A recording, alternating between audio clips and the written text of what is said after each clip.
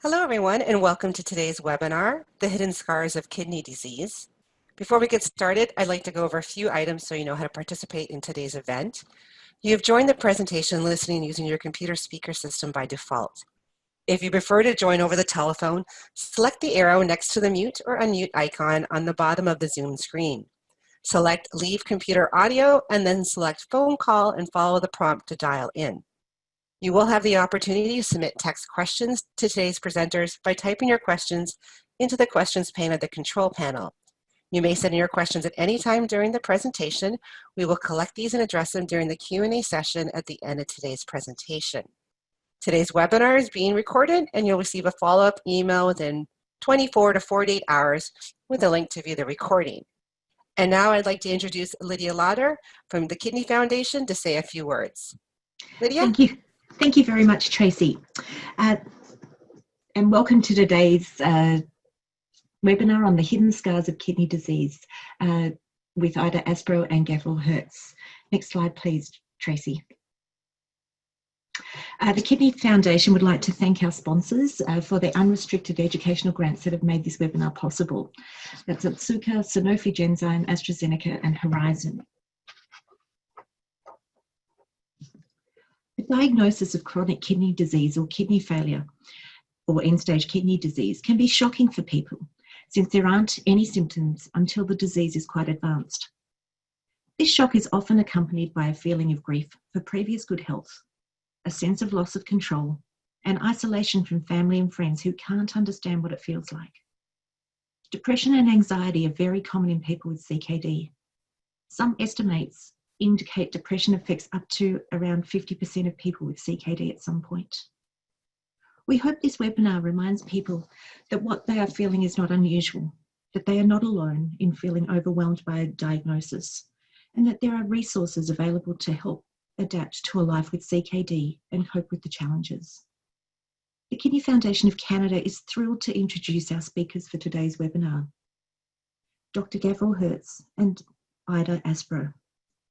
Dr. Hercz is a nephrologist at Humber River Hospital and Associate Professor of Medicine at the University of Toronto. He completed his psychoanalytic training at the Toronto Psychoanalytic Institute and is a member of the Canadian Psychoanalytic Society. His major area of interest is the psychosocial impact of physical illness on patients, families, and clinicians. Ida Aspro was born with polycystic kidney disease. She went into kidney failure in 2012. She was on home dialysis and in-centre dialysis for a total of almost 6.5 years. In the spring of 2018, while under the care of her doctors, she was told that an anonymous living kidney donor was a possible match. After a battery of tests, 2018, she received a kidney from that donor. Post-transplant, she's now living a next to normal life once again. Dr. Hercz will interview Ms. Aspro about her experience living with chronic kidney disease, followed by a short presentation. So I'd like to thank everybody out there, especially being able to join us as the snow blizzard has started in Toronto. And I'd like to thank Mrs. Aspro for agreeing to join me in this conversation. And it's very much in the way of a conversation in terms of learning more about how people navigate physical illness. As I was chatting with Mrs. Aspro before, this is something, it's a novel experience for both of us, I guess. Neither one of us has been part of a webinar before, so I think that in itself is a novel experience. And I guess we, along with the audience, look forward to see how this will unfold. And again, please, if any questions may come up, please feel free to connect with the organizers. And I guess this also allows me to perhaps thank the organizers for organizing this technological adventure. So, Mrs. Aspro, I guess maybe we can start off with let's go back to the early years. And you know, we were chatting before about the early years and your whole experience in terms of your illness. I don't know.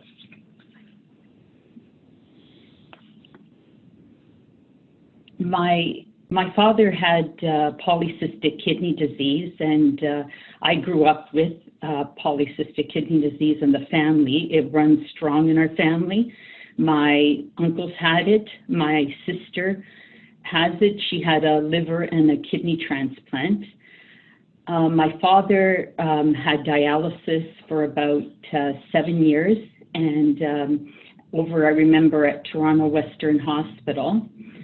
And he was very stoic. It wasn't talked much about. He was very quiet about it. Family support was very minimal.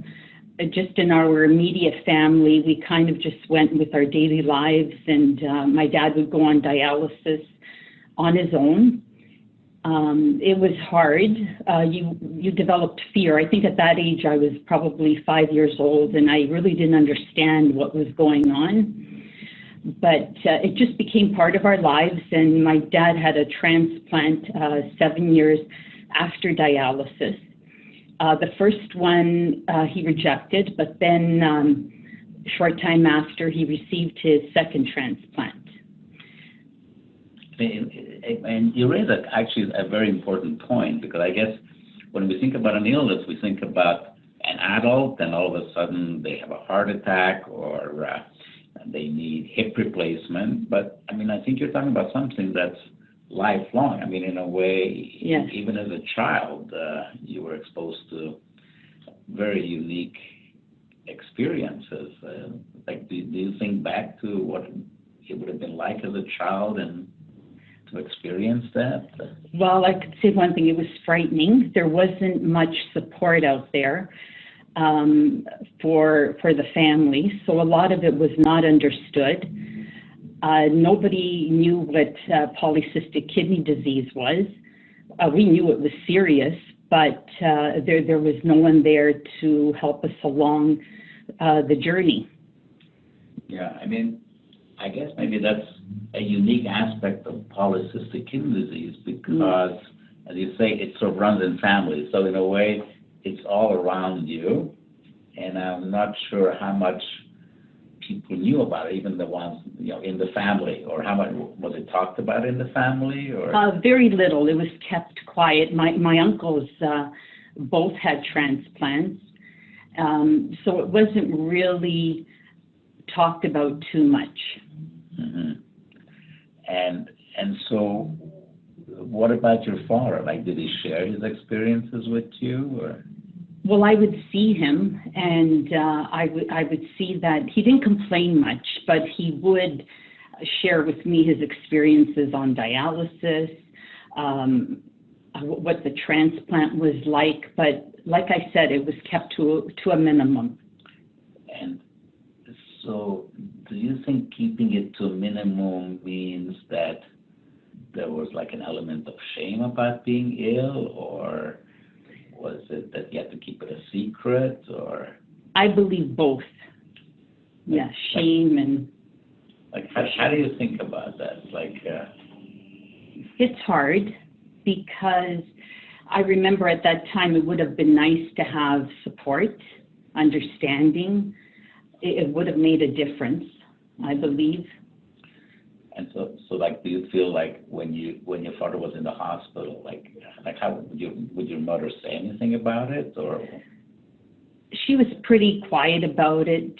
She would go visit him. My mom worked hard and kept the family together too. So, we would go visit my father, but not much was said. Not much. So in a way, I mean, as a child, children would be a little bit fearful in terms of a parent becoming ill. Exactly.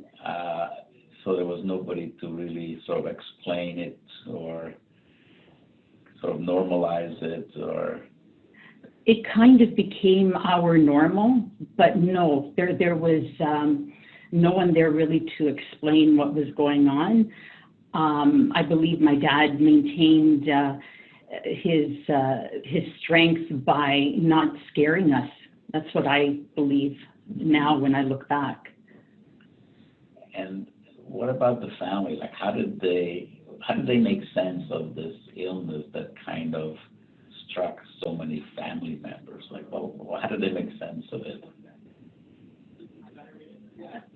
They were confused. They were hurt because it hit our family very strong. And they thought maybe it was something, like a curse or something like that. Yeah, no, I think you mentioned that before. Yes. That in a way, sometimes people have to create an explanation. Exactly. And in a way, it's as if there was a curse, like somebody put a curse on the family. Exactly. Yes. And that curse went through generation after generation. That's right. That's right. And was there an explanation to the curse? Like, No, there wasn't. It was just something said. Somebody said or did something bad. Yes, exactly. Generations ago. Exactly. But at that time, I remember it was understood that it was genetic, and there was a possibility that we would get the gene. And there's 3 girls in our family, so my older sister and myself, we have it. So my sister is very strong. She is my mentor because she went through a liver transplant and very strong, and she returned to work not shortly, like I believe 6 months later. And then she had a kidney transplant from a friend of hers 6 years later. So I watched her go through it, and her amazing strength gave me strength in the way that you can get through it. But I was still afraid. And you were afraid through different phases of life, or? Definitely. Growing up, because it was always there, it was present. In what way? With family members, having it, and then realizing, like after my father passed away, I went to get tested after about a year, and I was told that I had it, so I started to become very unsure, and I did have complications like kidney stones, hypertension, severe pain, back pain, urinary tract infections. So I went through life, and I knew that one day I would need a transplant for sure. And like, how old were you when you found out? 19. My dad died when I was 18, and at 19 I found out.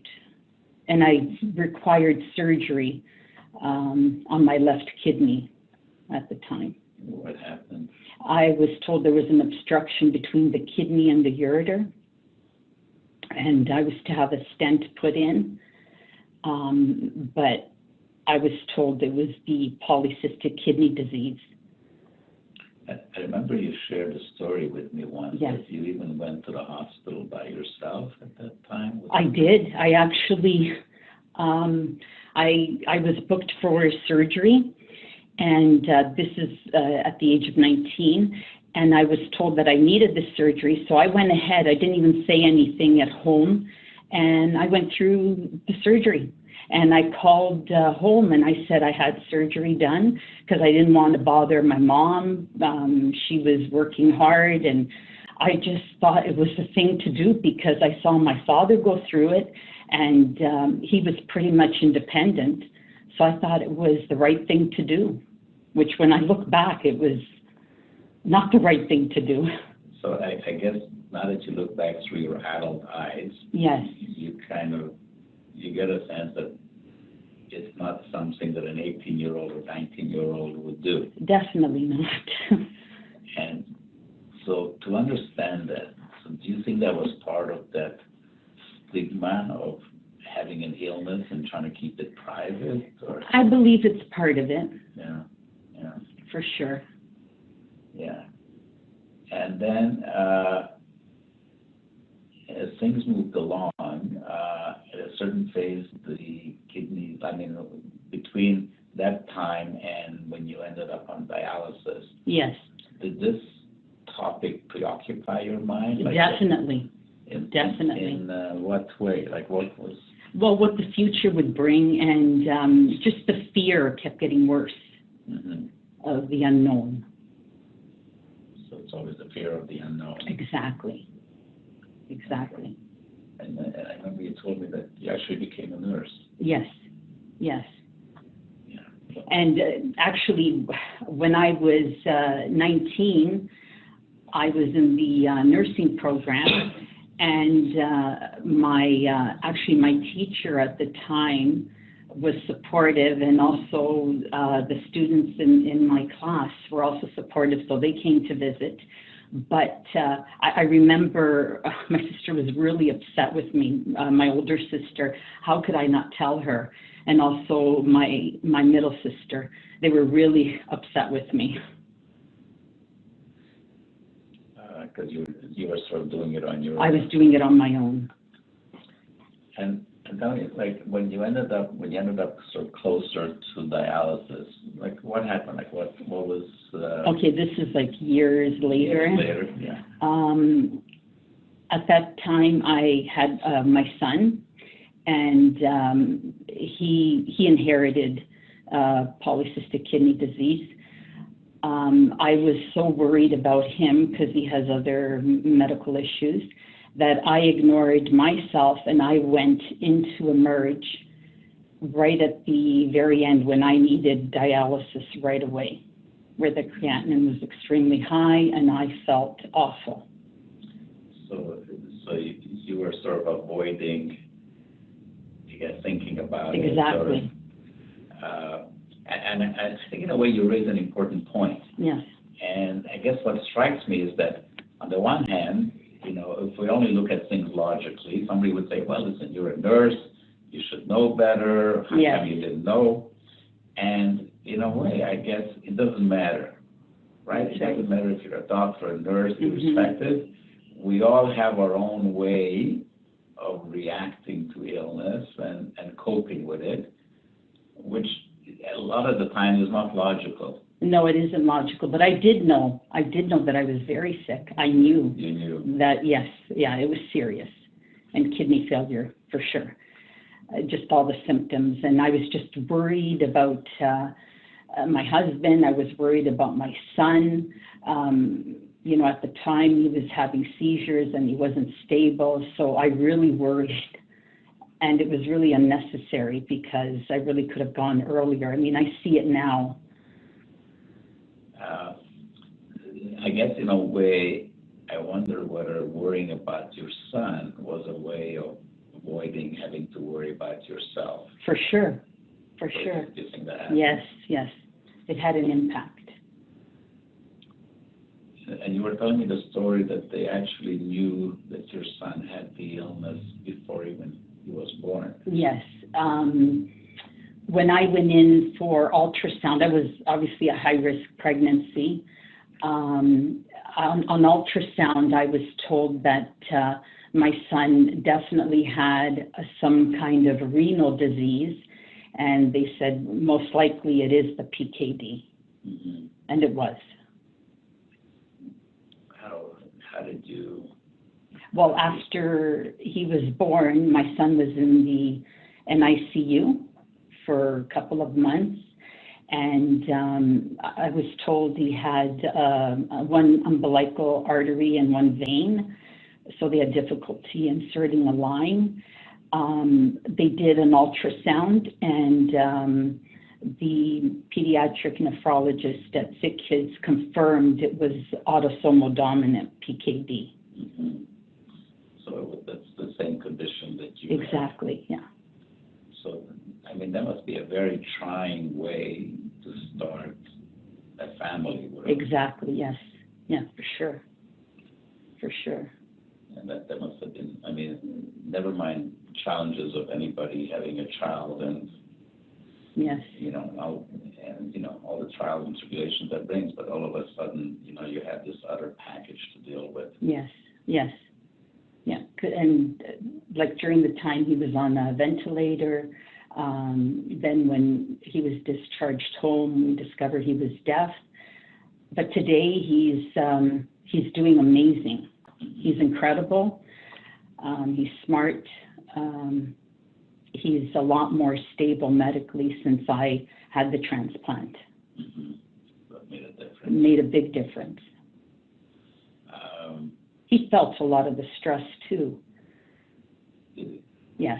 Along the way, or what? Along the way, well, I wouldn't say, I would say when I had to have the transplant, like even before, during dialysis, when I had home dialysis done, he was really frightened, even though I explained everything to him.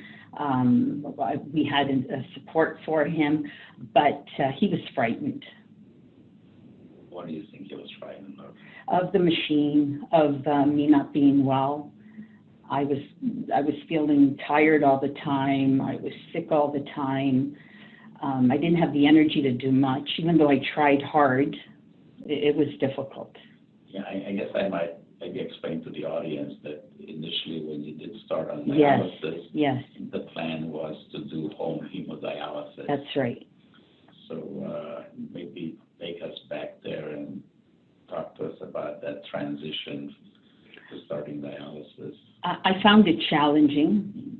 As much as I wanted to do it, it was hard at home. My husband was working, and like I said, my son was not stable with his health, so it made it very difficult.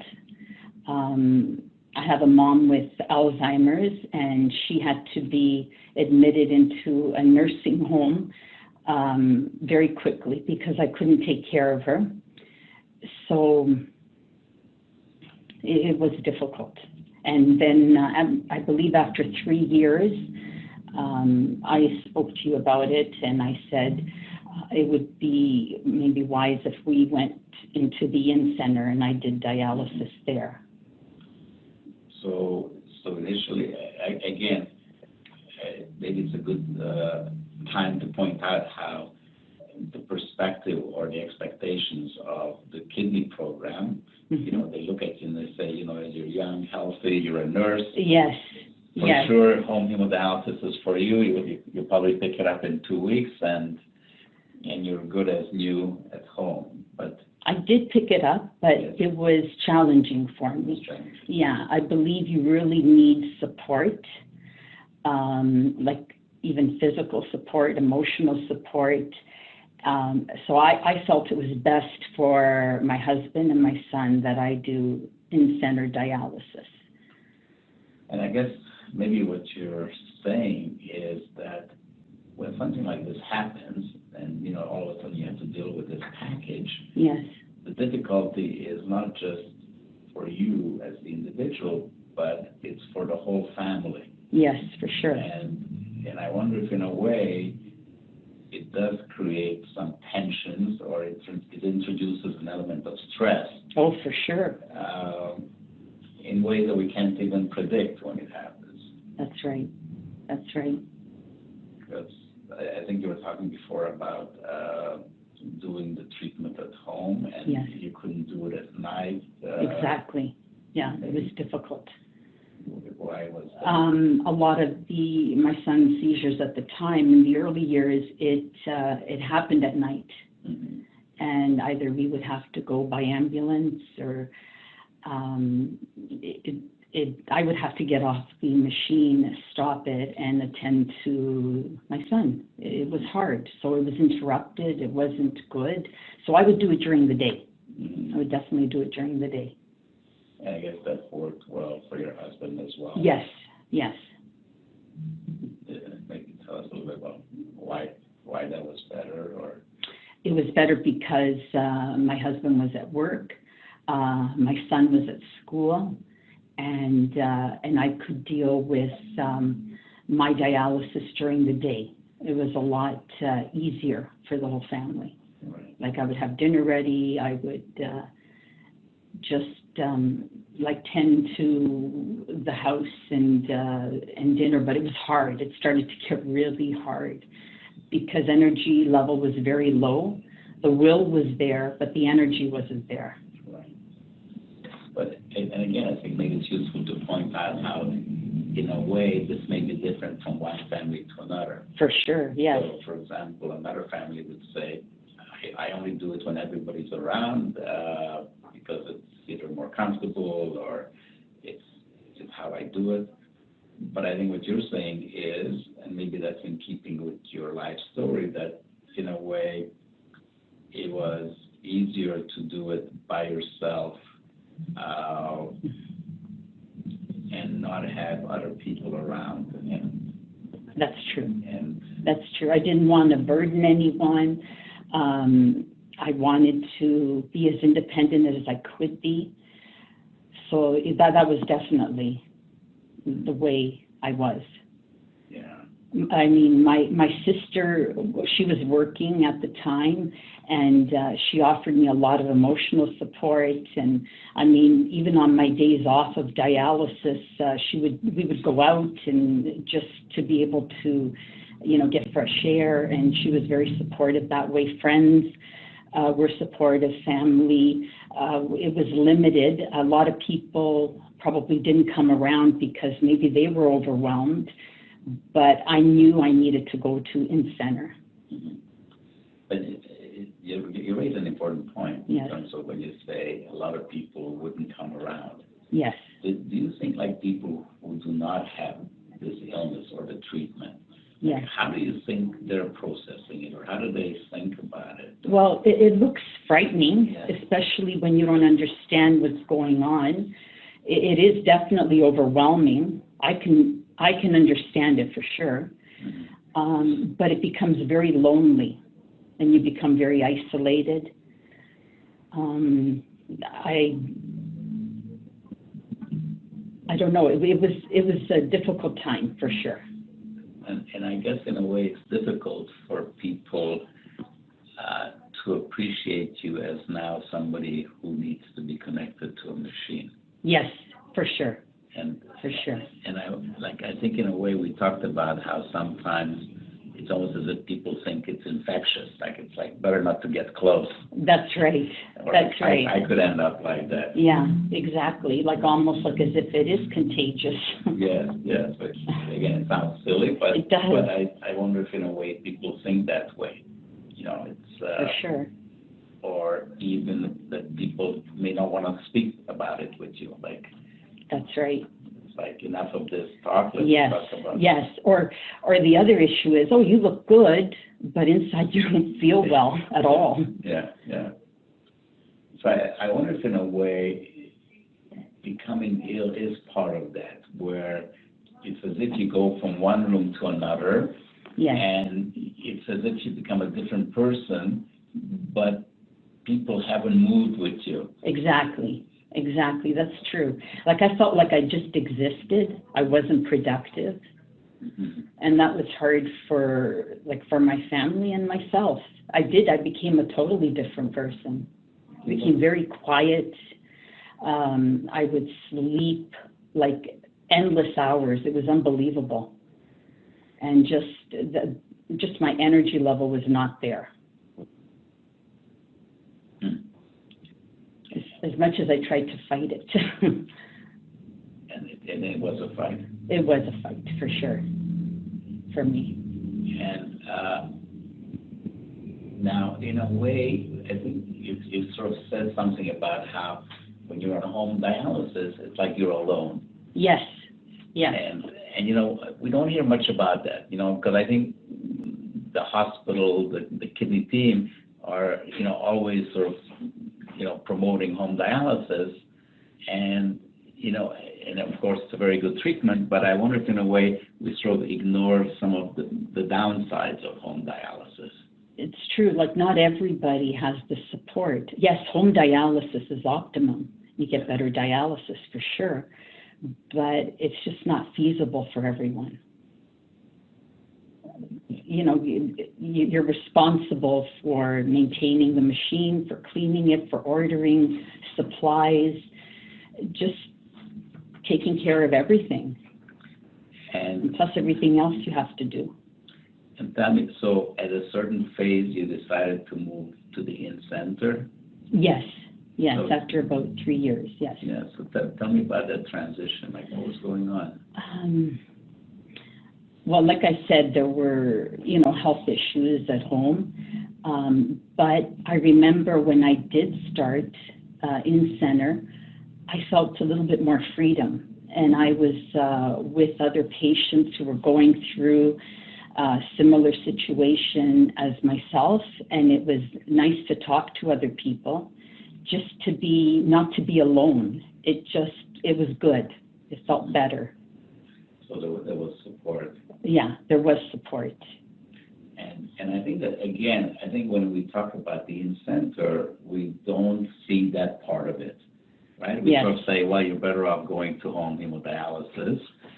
And I think we sort of minimize the impact of having that community around you. Yes, it's important. It's very important. And I know it's individual.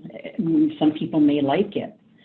I know a lot of people that enjoy home dialysis, and the team that I had, it was great. They were supportive, encouraging, but I knew I needed to go to in-center for my particular situation.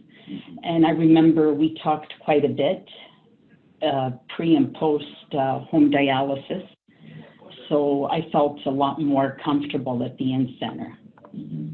I received a lot of support, like from the nephrology team, the nursing team, the support staff, yourself, Dr. Hercz. I was able to speak to you about how I felt, and that was important. So I guess what you're saying is that at a certain point you began to feel isolated. Yes, I did. And I guess in a way that can build up. Yes. And all of a sudden you're dealing with very weighty, tough issues by yourself. That's right. And then what happened in terms of the whole transplant situation? Well, I was, the fear kept me from having the transplant. I knew I needed it. My sister kept reminding me constantly.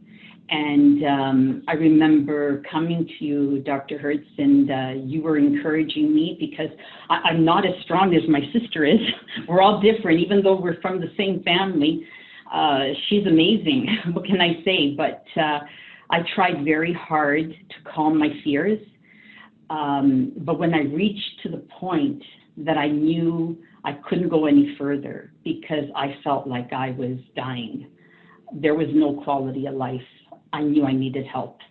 And I remember speaking to you about that too. And so then I finally gave in and I did get assessed.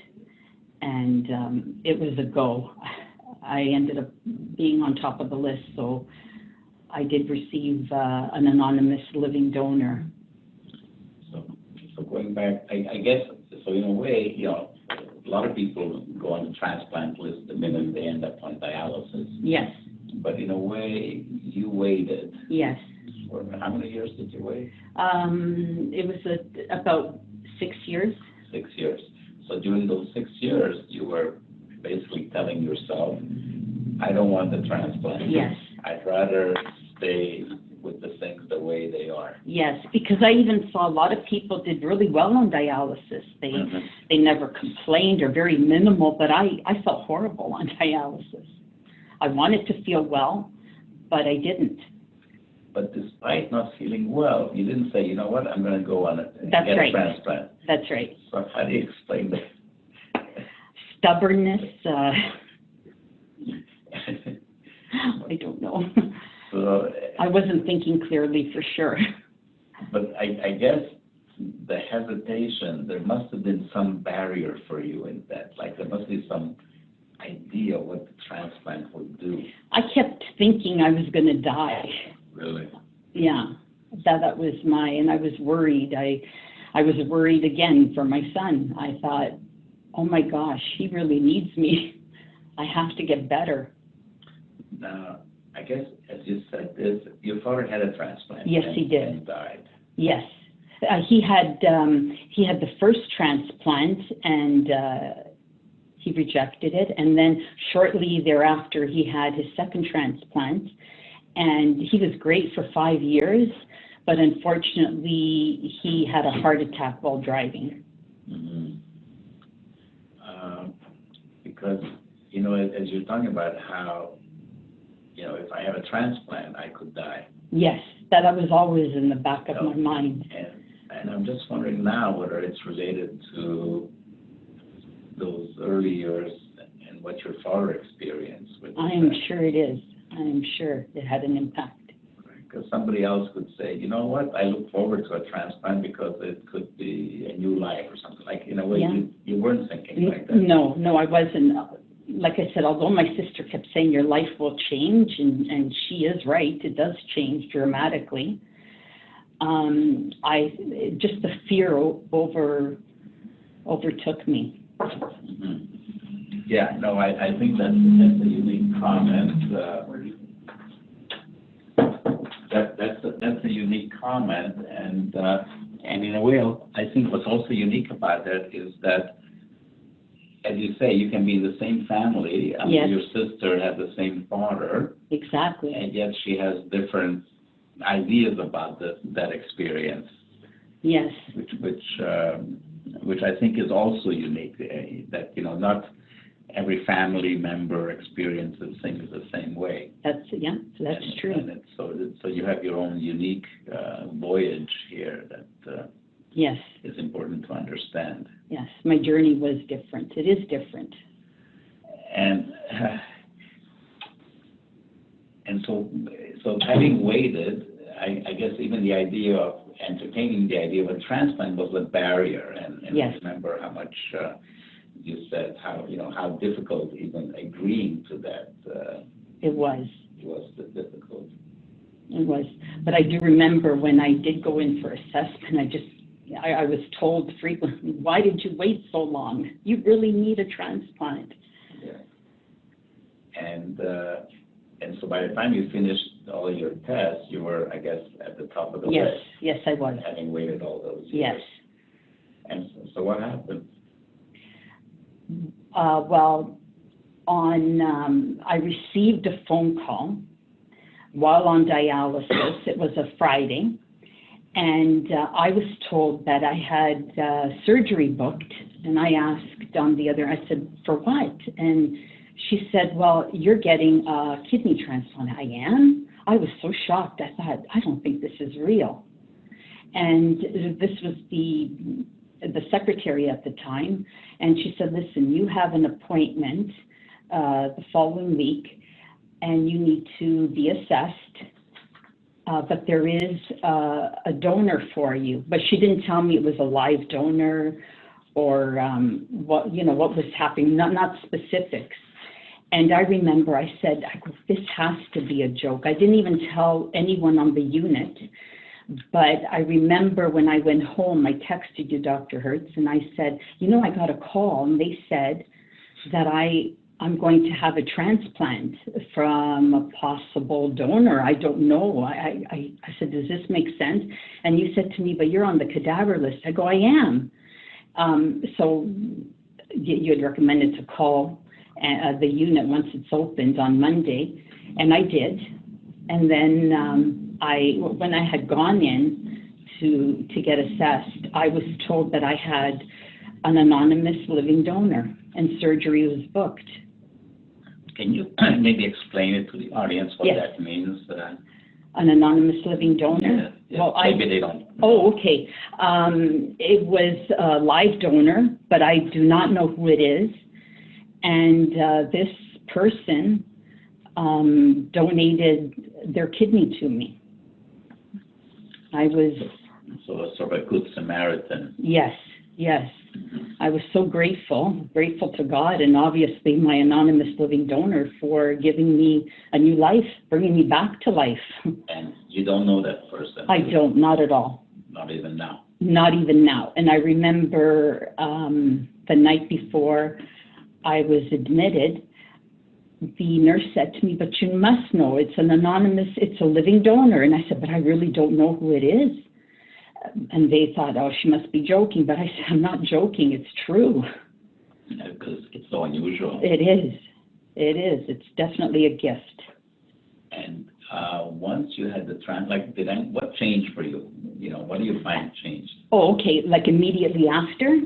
Sure. I remember my energy level going up.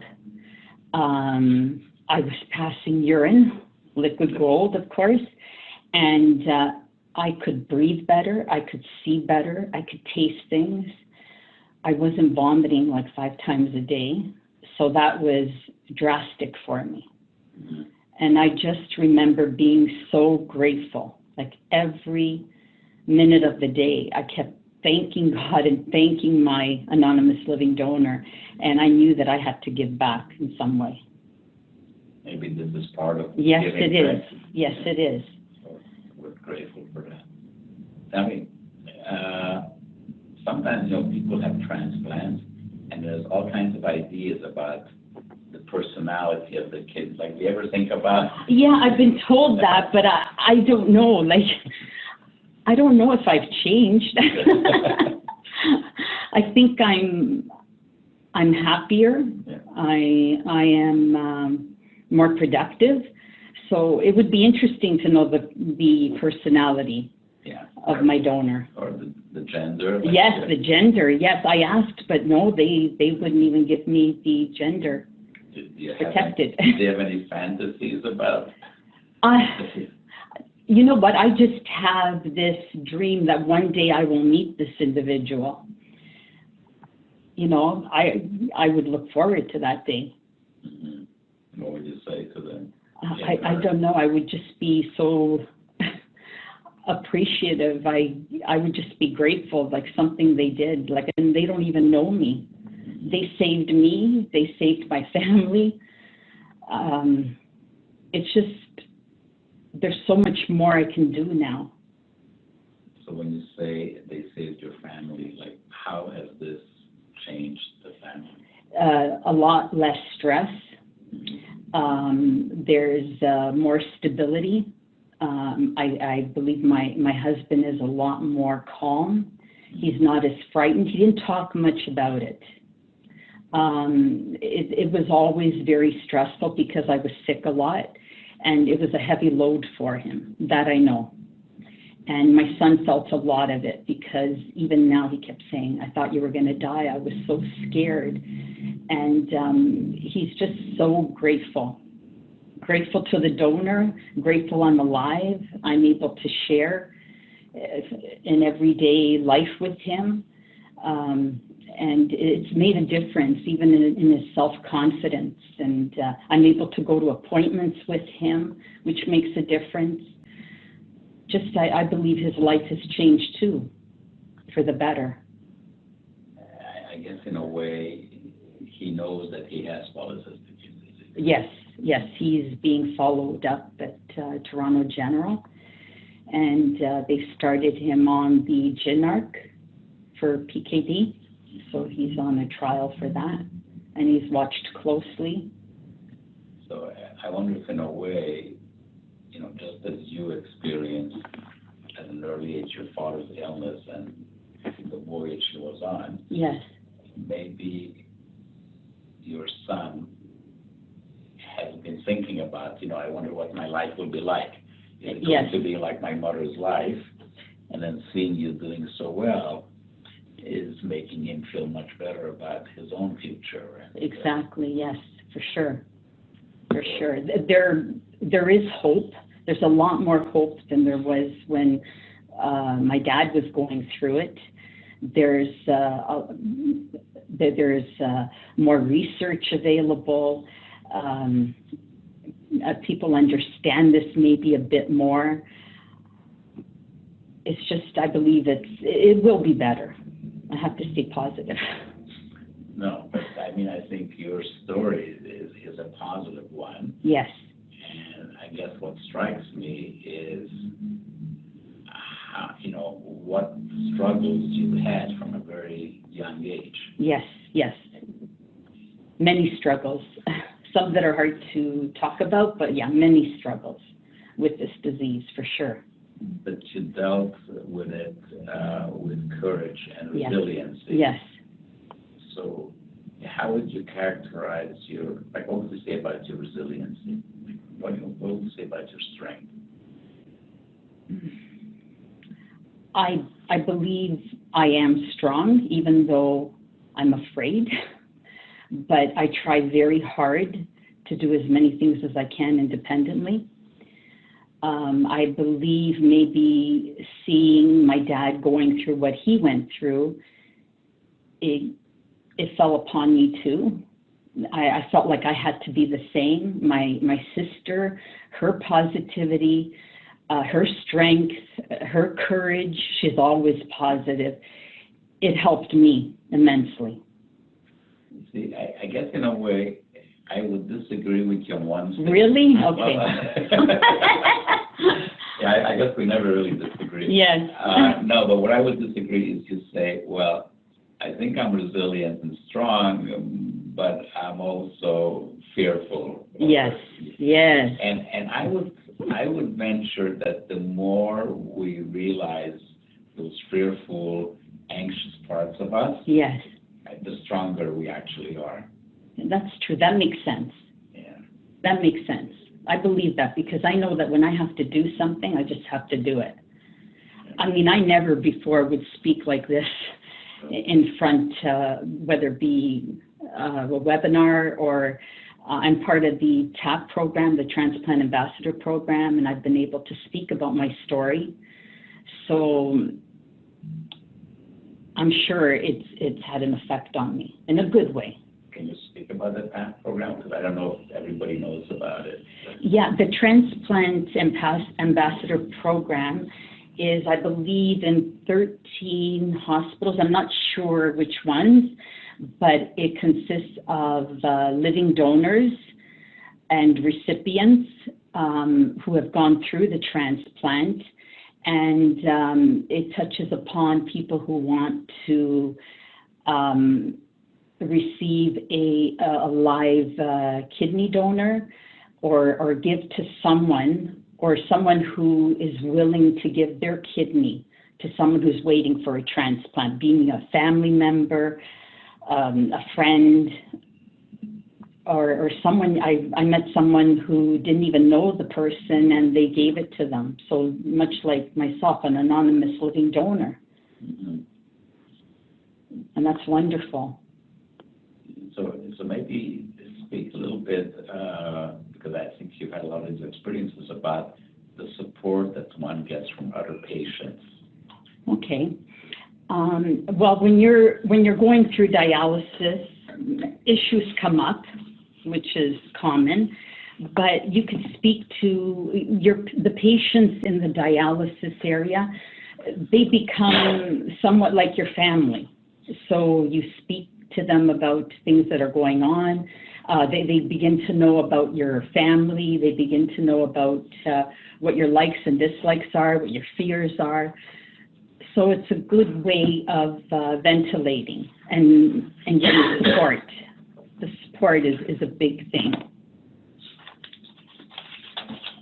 And the understanding and the compassion is all in one.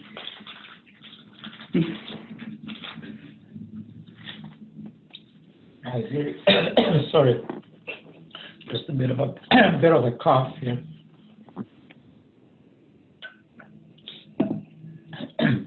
I think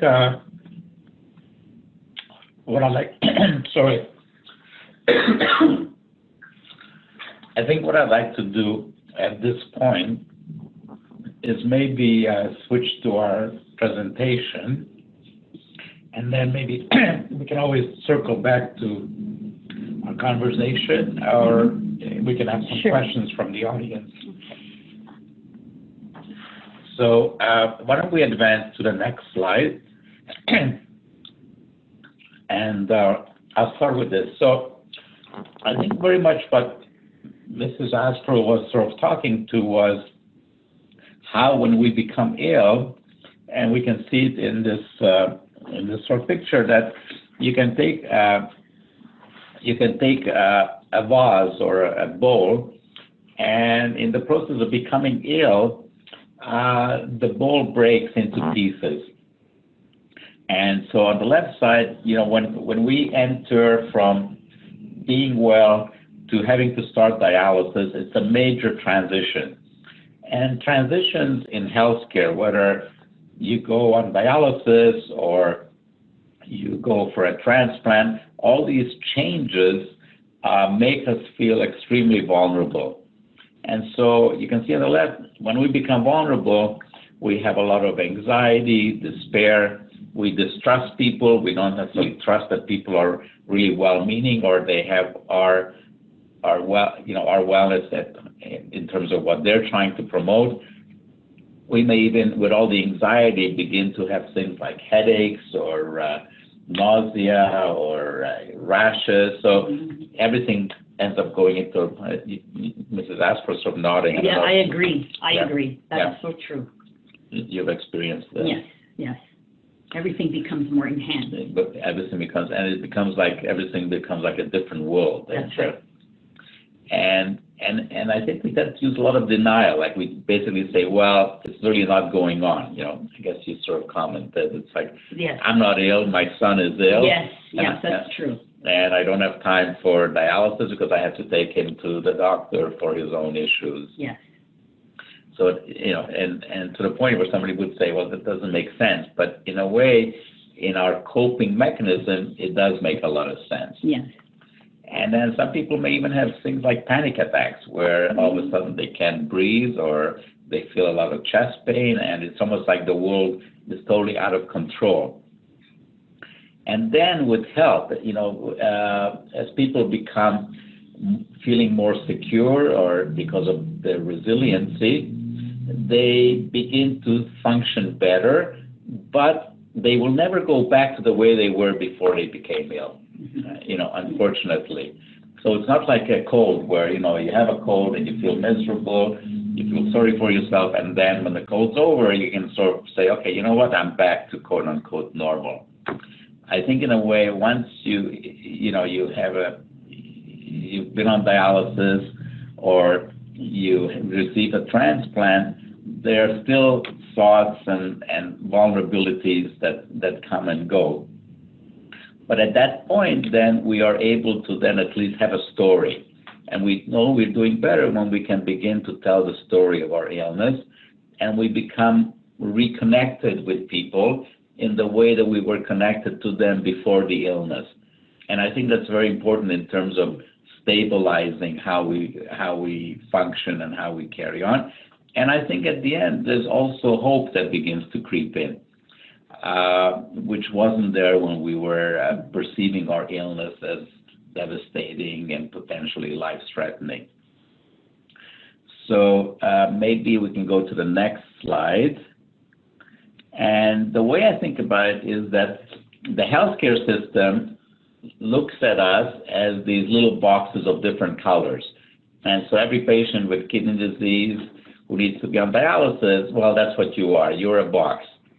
And yet, each one of us, that box is contained in a very different body with different thoughts and life experiences. And as Mrs. Asquith pointed out, even within the same family, two sisters, similar experiences, similar parents, will cope and deal with their illness very differently.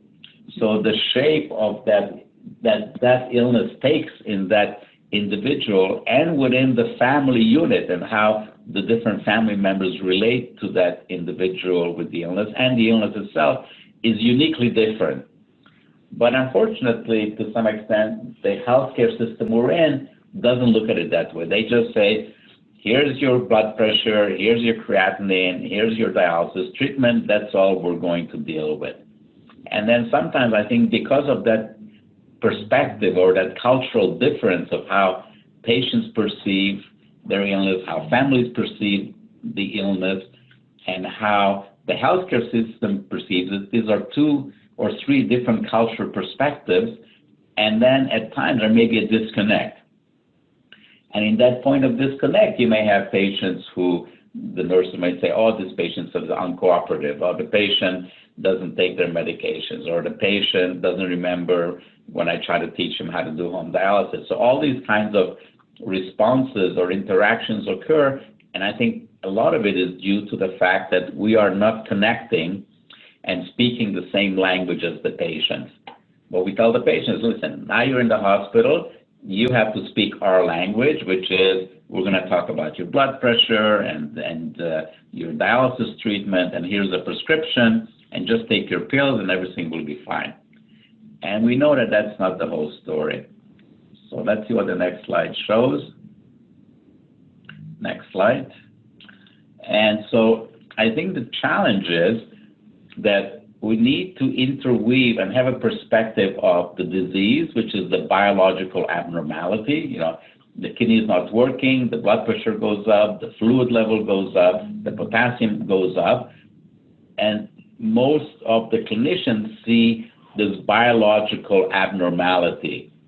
Patients are more in touch with the lived experience of what it means to be ill, either because, you know, now I have all these anxieties, you know, how long will I live? What kind of life am I going to have? Is it going to be like my father's experience?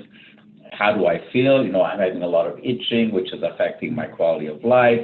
What, you know, I'm feeling despair or pessimistic. So there's a whole experience of the illness. Within that experience, what your blood pressure is, I'm sure takes up a very small part of your everyday life and worry. Whereas the clinician side probably puts a lot of weight on what the blood pressure is. And I think, in a way, we need both. And so we need to promote a culture that appreciates both what it's like to deal with the lived experience of the illness and also what are the biological abnormalities. So let's go to the next slide.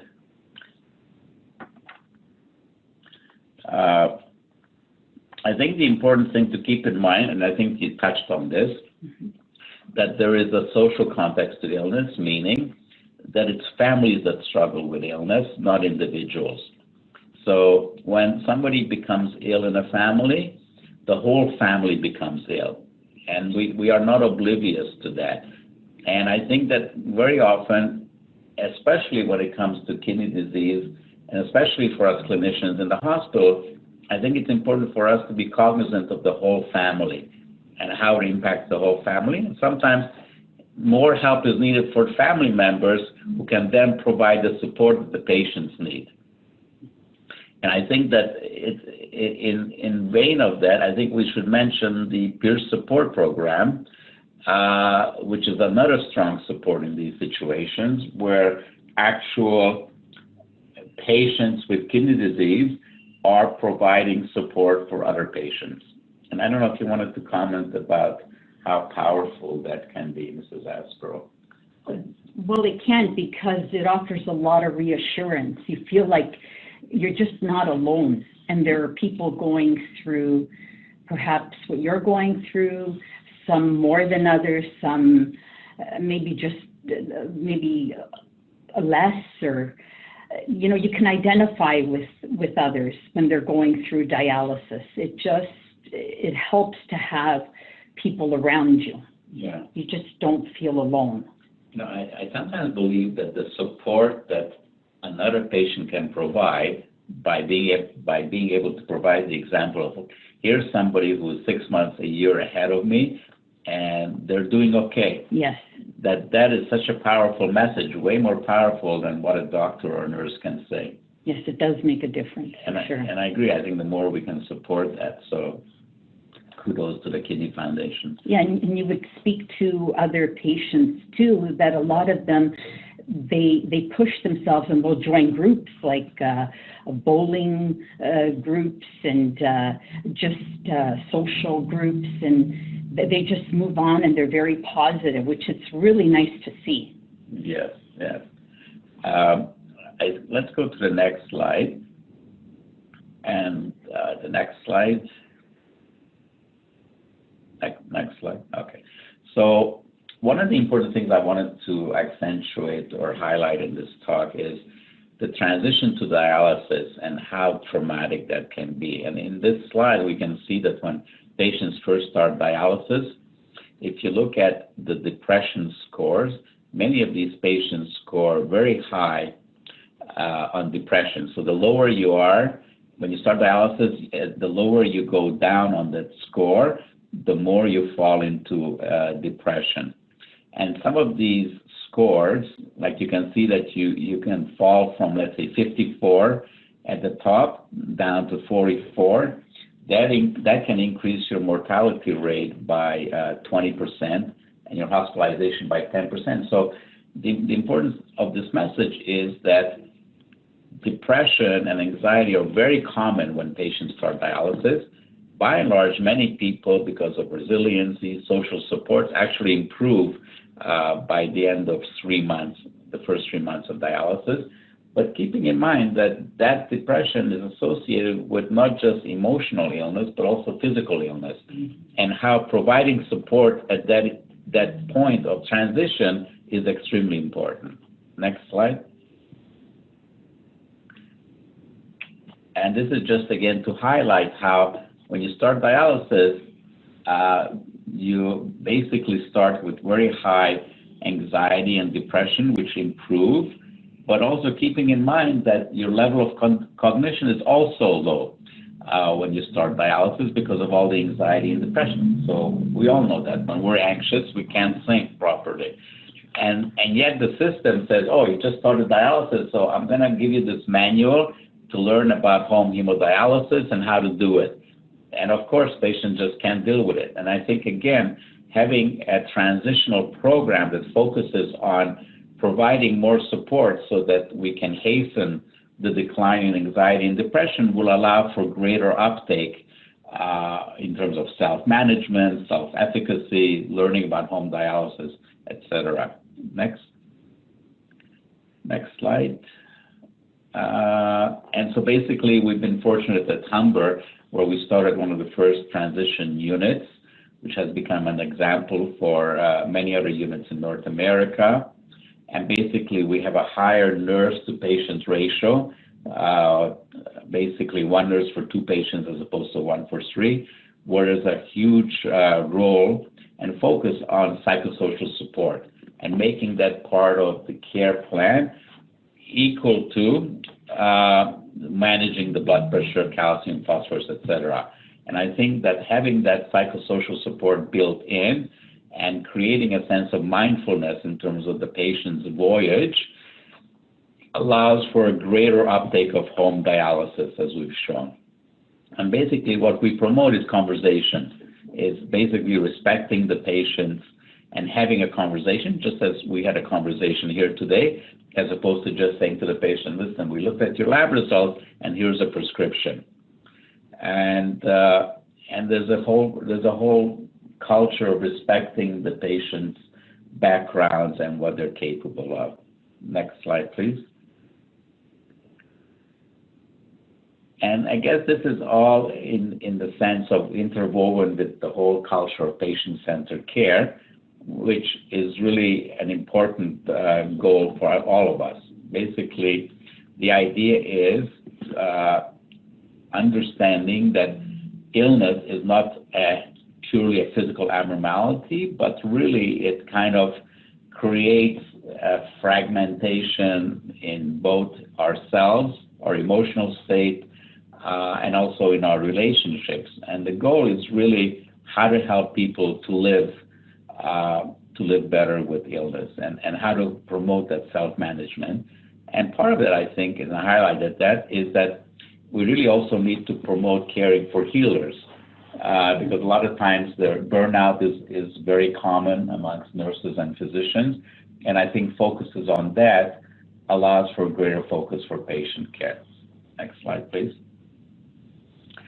So I think that's the end of my talk.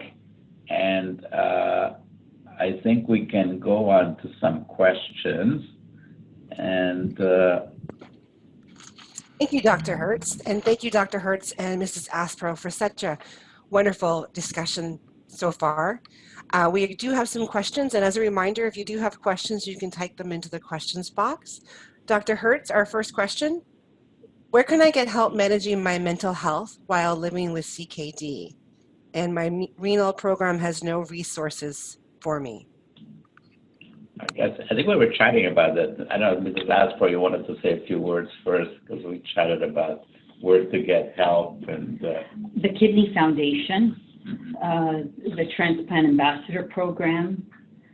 If you're on dialysis in an in-center, speak to your nephrology team. They'll direct you. Or if you're doing it at home, speak to your nephrologist. And so I think those are all good sources, but I think you're right that in a way, when I think about it, it's just the sheer number of patients. It makes some of this difficult, right? So, Humber River Hospital has approximately 600 people on dialysis. So, we have one psychiatrist, we have 3 or 4 social workers. So you're right that in a way, this at times can be overwhelming. But I think the nurses tend to be, I think, the ones who are the closest to the patients because they are there physically and hopefully emotionally. And I think I would always start with the nurses who tend to be very good advocates for patients. And even if they don't know where to obtain the help, at least enlisting their advocacy can help one to find it. And the other thing is, and I guess we haven't really thought about that much, and I was thinking about it as we were talking here today, is I wonder if that can be part of the process of pre-dialysis care, where in anticipation of potentially that becoming an issue, that it's sort of built in into the pre-dialysis as an available resource. And I don't think we've thought much about it, but perhaps that's something that on a systemic ORN level can be undertaken. So each program should define, if this patient will come to me tomorrow asking for some emotional support, what resources do we have? Can we create an information pamphlet for patients in terms of, in our program, what are the resources and how can they be accessed? Okay. Thank you, Dr. Hertz and Ms. Aspro. Our next question: what do you say as a patient when you hear it's just your disease making you feel this way? For example, sad or depressed or angry, and I can't tell the difference between my physical symptoms and my mental symptoms.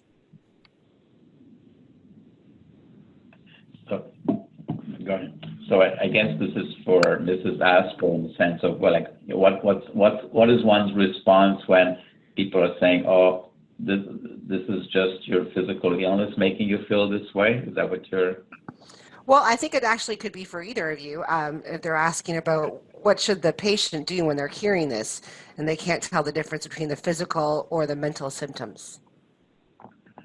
Okay. So I'm not sure I totally understand the question, but I guess what you're saying is sometimes there seems to be a disconnect between family or friends and how they understand the illness and what we are experiencing ourselves as dealing with the illness.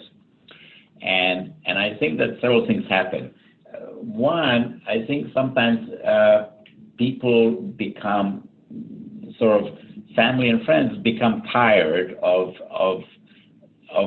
continuously having to accept the illness and seeing the impact of the illness, and it becomes emotionally difficult for them, and so they would rather not have to deal with it. So just as much as we may want to go back to the way we were, I think family and friends want us to go back to the way we were, and they would want us to kind of just have some, common conversation. Let's talk about what's new on Netflix and what restaurant we're going to go tomorrow, and have those kinds of conversations. And when we are coping with illness, we are dealing with weighty, heavy issues, and it's almost like we feel like there's a disconnect. It's like family and friends want to be on one wavelength of let's talk about where we can get a good pizza, or let's talk about what TV show to watch. And they want to keep it light, and they don't want to be in the same room with us. They'd rather be in the other rooms. And the problem is that, in a way, it's not so easy for us to go into the other room. We can do it for a little bit of time, but eventually we're pulled back into this other room where we have to cope with dialysis, with kidney disease, with all the turbulence around it. And at that point, I think we feel very much alone. We feel disconnected, we feel alone, and we feel that nobody really understands us anymore. I don't know if you want to comment. I definitely agree with that. Because I've dealt with this illness so long, family, friends become very tired of listening to the story. They'll stay away, they'll avoid you, they limit conversation. And as a patient, I know I felt very sad. It was hard for me, but you learn to surround yourself with people who understand. You can't change anyone. You can try to inform them, but it's hard to change them. Thank you. Our next question, I think, is for Ms. Aspro. What can you suggest to help alleviate the weight of the bad days? For example, exercise or socializing, peer support, etc.? Definitely all those. I know what helped me is when my sister would take me out, when I was particularly in the in-center doing dialysis. On my days off, she would pick me up and we would go out, either go shopping, I maybe have something like a coffee, just talk. It really helped, even with friends, just to be together and to share quality time, and that really lifted me up. And like I said, on the dialysis unit, speaking to other patients, I found that was important. And you know, when you're out socializing too, you're walking, you're getting fresh air, you're able to speak to other people. It could be limited how much you can say, but at least you're out and you're just trying to be so-called normal. Thank you. Our next question, I think, for Dr. Hercz. Can my medications make me feel depressed? That's a good question. I'm not sure. I'm trying to think of any specific medications that might do it, and I'm not really sure I can relate to any specific medication that can cause depression. So I guess I would have to say no. I mean, I may be missing something, but I would have to say no. I think that depression is very common. Probably around 50% of patients on dialysis at one point or another will become depressed.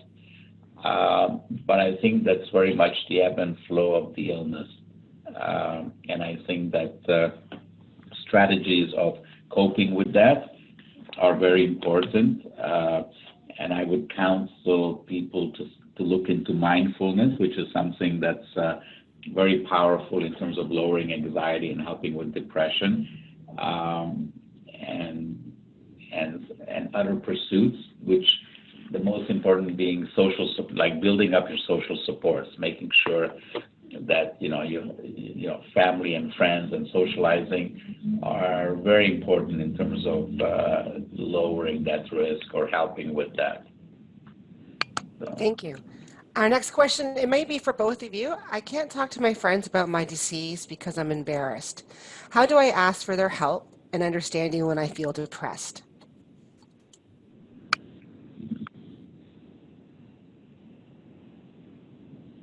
I believe you can try to explain the disease to them, whether there's reading material or you could just speak to them how you feel. You can get a sense whether or not they want to support you, but you try. You have to reach out.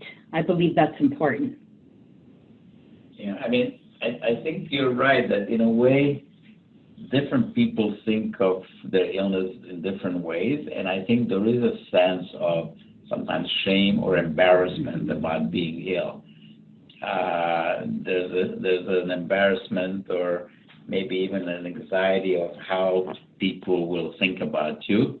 And for example, will they stay your friends? Will they treat you differently? And in that process, we don't want those things to change, right? So we don't want somebody to kind of go around saying, oh, poor you, now that you're ill. Like, we don't want people necessarily to feel sorry for us.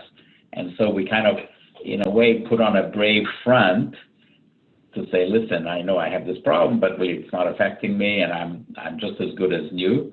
But the problem is then, if you put on that brave front with the people that you need the support from the most, where do you go for the support? And I think if you don't get the support, then you're going to end up crashing at some point where, you're going to get depressed. And so there is a need to be able to take that to somebody who is understanding. And hopefully we have a few friends that we feel can cope with that they can cope with the changes that we undergo, and that we're not really purely fair weather friends. Yeah. Thank you. Our next question, Mrs. Aspro, how old were you when you received your kidney? 54. Thank you. And our next question, by receiving a living donor transplant from Anonymous, do you have suggestions to encourage the people around you to be a living donor?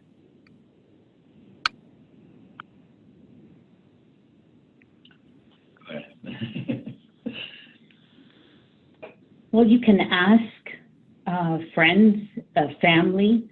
You can tell them what you're going through.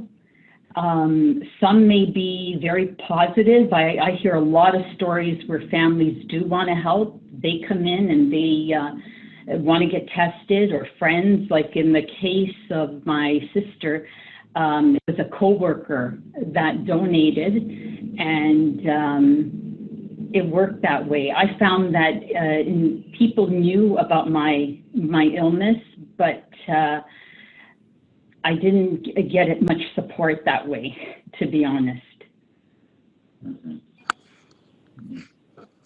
Thank you, Mrs. Aspro. Our next question, can you describe how anti-rejections have on your effect of your overall mental health? So that is, for Mrs. Aspro, what are the anti-rejection medications affect one's mental health? Yes. Yeah. I don't believe, for me, I'm speaking from personal experience, I believe I became clearer, and I believe I felt better that I still become anxious because, issues do come up, but I feel much better with the transplant and the medications. I feel okay, good. I feel good, to be honest with you. Yeah, I guess what I would say, obviously I can't answer specifically this question, but I think that we kind of live in a splintered culture of care, which is, speaking to your other question, which medications cause depression. Like, in a way, these things are all intertwined. So I think it's very difficult to sort of split out one thing as causing depression, or whether the anti-rejection medications have a specific effect, because we're talking about a very complicated physical changes when your kidneys don't work, or when you're on dialysis, or when you have a transplant, that's interwoven with one's emotional, psychological reactions and experiences. And I don't think there's any one way that one can tease out one or the other, and the variables that can affect one or the other. So I think these things are all really interwoven. It's kind of like, like a ball of string. You don't know where the beginning or the end is, and you don't know how many pieces. and you can't say that, this string is attached to this or that. Like, I think it's very complicated, and I don't think we can sort of pick out on one thing. And so, in a way, what we have to do is try to promote all these things at the same time to promote well-being. Thank you, Dr. Hertz. And this is more of a comment that I thought we should share, recommending to check out the CanSolve CKD network and their research project, Empathy, and the symptoms with CKD, which, I know, and your patient partner is excellent. Also, Robert says, I've been doing hemo for 23 years. About time this has been brought out to the open, and thank you. Yeah, So no, I think that's a very good comment. So I'd like to thank Robert for that, for sure. Excellent. And we're running out of time for questions today. So thank you both for your fabulous presentation. And I'm just going to pass it over to Lydia for some final words. Thank you, Tracy, and a big thank you, Dr. Hertz and Ms. Aspro, for your candid and open and warm discussion this afternoon. I think it's been very well received, and we really thank you for sharing this in such a public session. So thank you for that. I also just wanted to say a few words about the Kidney Foundation of Canada and what we do and how we can help patients and their families and caregivers who are going through CKD. So the Kidney Foundation of Canada is committed to achieving excellent kidney health, optimal quality of life, and a cure for kidney disease. And we do this by funding and stimulating innovative research for better treatments and a cure, providing education and support to prevent kidney disease in those at risk, and empowering those with kidney disease to optimise their health status, advocating for improved access to high-quality healthcare, and are committed to increasing public awareness and commitment to advancing kidney health and organ donation. I also just wanted to say that we have a number of information and educational resources about kidneys and kidney disease. We also have the Kidney Connect Peer Support Program. So if anybody listening today would like to access this program, you can access it by going to kidney.ca or connecting at kidneyconnect.ca. Some of our educational materials that are aimed at patients include patient handbooks, which provide information about treatment options, diet and lifestyle, and are specifically designed for people living with kidney disease. Through our regional branch offices, we offer advice and support about accessing local services within the healthcare system, assisting people to access other supports in their community, and offering assistance in skills for self-advocacy. We invite you to connect with us if you have any further questions, to speak to someone in your community, or to access further education materials and resources. I'd also like to wish everybody all the best for the holidays, as this is our last webinar for the year, and wish you a very happy, healthy 2020. Thank you. Thank you. Thank you. Thank you, Lydia, and thank you, Dr. Hertz and Ms. Aspro. We'd also like to thank everyone for attending today's webinar, The Hidden Scars of Kidney Disease. Once you leave today's webinar, you'll receive a survey on the presentation, and we'd appreciate it if you would complete that and provide your feedback. You will also receive a follow-up email within 24 to 48 hours with a link to view the recording of today's webinar. And on behalf of the Kidney Foundation of Canada and our presenters, thanks for joining us today, and have a great rest of your day. Thank you. Bye-bye. Thank you. By the way.